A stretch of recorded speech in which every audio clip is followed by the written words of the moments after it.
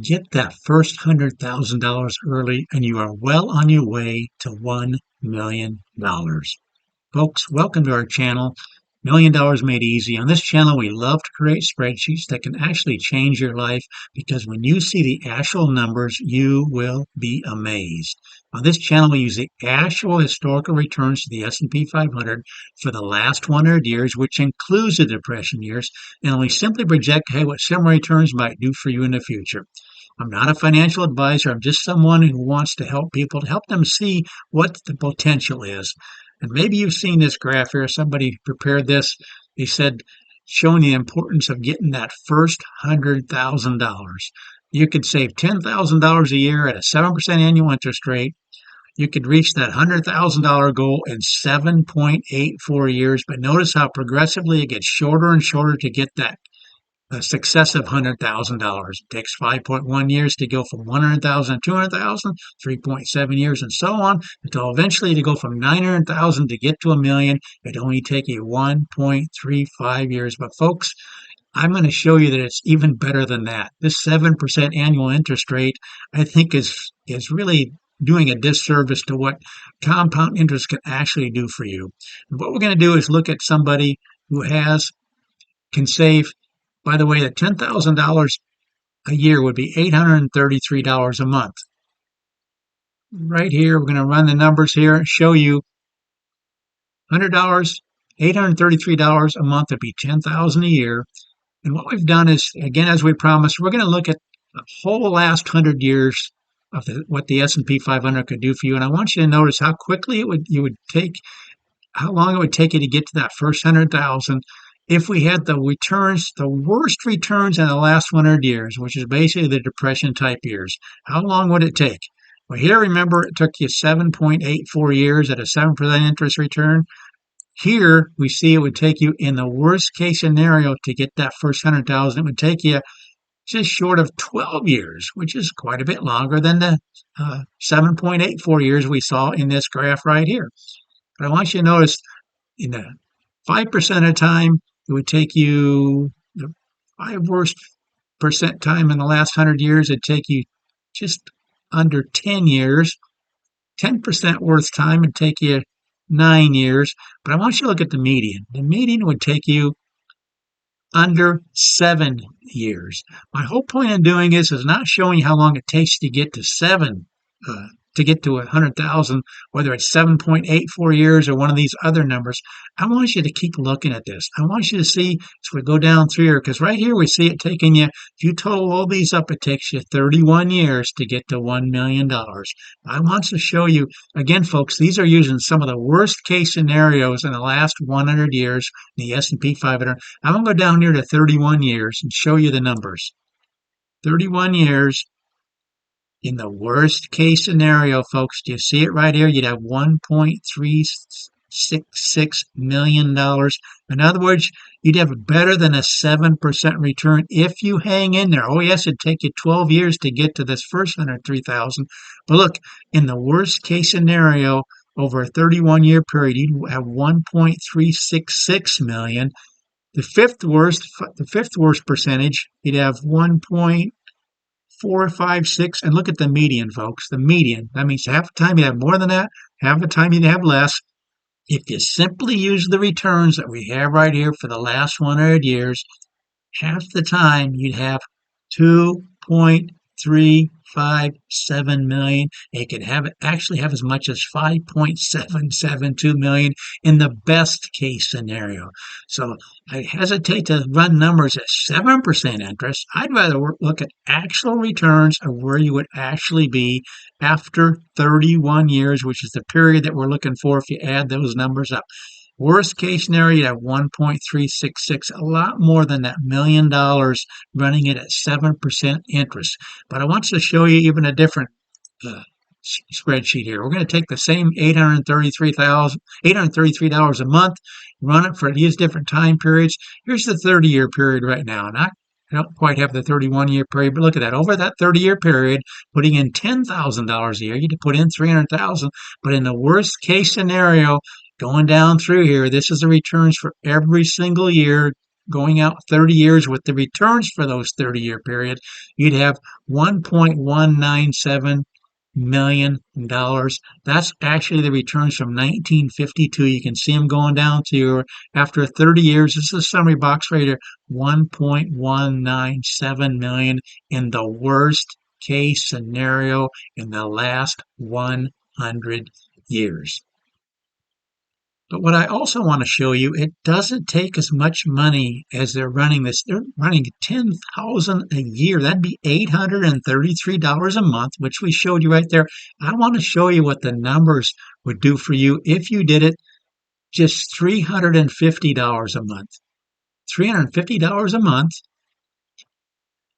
over the 31 years, you'd have worst case scenario, you'd have $574,000. That's if the returns were like 1951 going for 31 years. But I want to show you one more thing.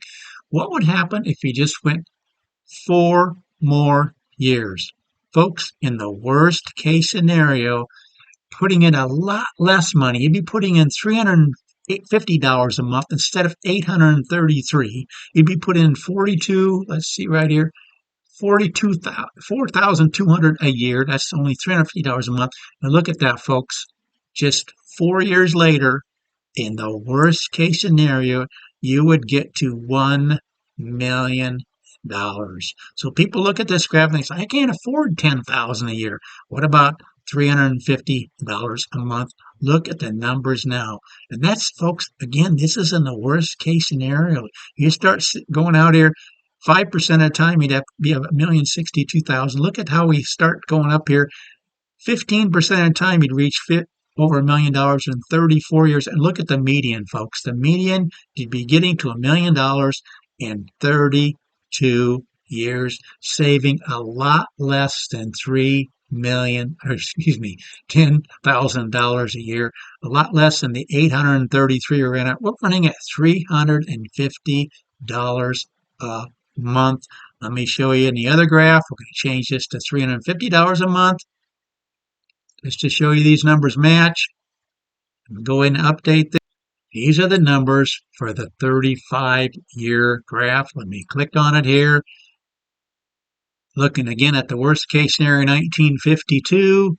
Actually, the worst case scenario, you have 1,015,000, which according to this right here, that would happen in, do this ahead of time, sorry about that. That would happen in 1988. So I'll go back here and click on the 1988 so we can see the 1988 graph. 1988. After 35 years, there you see it right there. That's a summary box for all these numbers. 1,015,000. That's the minimum you would have, but you'd only be saving $350 a month instead of $833. You'd be saving $4,200 a month instead of $10,000 a month. That's a lot more reasonable. Again, what you would have, these are the actual numbers. 100% of the time, you'd have $1 million, the worst case being 1988 numbers. 26% of the time, you'd actually have $2 million. Actually, I'm going to change that to 1.5 million just to show you the graph here. Should have done this ahead of time. Look at this, folks. 44% of the time, you'd actually reach $1.5 million. The median being 1.402 million. Let me change this to 2 million here. Color code it for you. That's what we do on this channel. We create all kinds of different spreadsheets. Look at this, folks. With $350 a month, 26% of the time after 35 years, you'd have $2 million color-coded in gold. This is the actual graph showing you what you would have at these different years. You know, we could pick any year. It's a bumpy ride getting there, but look where you end up. You don't have to save $833 a month, which would be $10,000. You don't have to rely on this 7% interest rate. If you're in it for the longer term, you're going to get a lot better than 7%.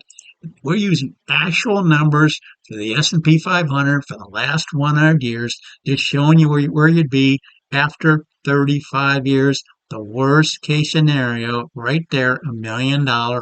The fifth worst, $1,062,000, and you can see going down through here.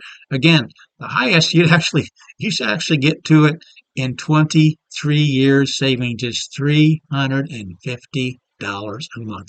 But that's why we call this channel $1 Million Made Easy, because I love the principle of this, showing people how get that first 100,000 and then let the compounding effect of your actual nest egg growth take over, so you can have this kind of money after 31 years.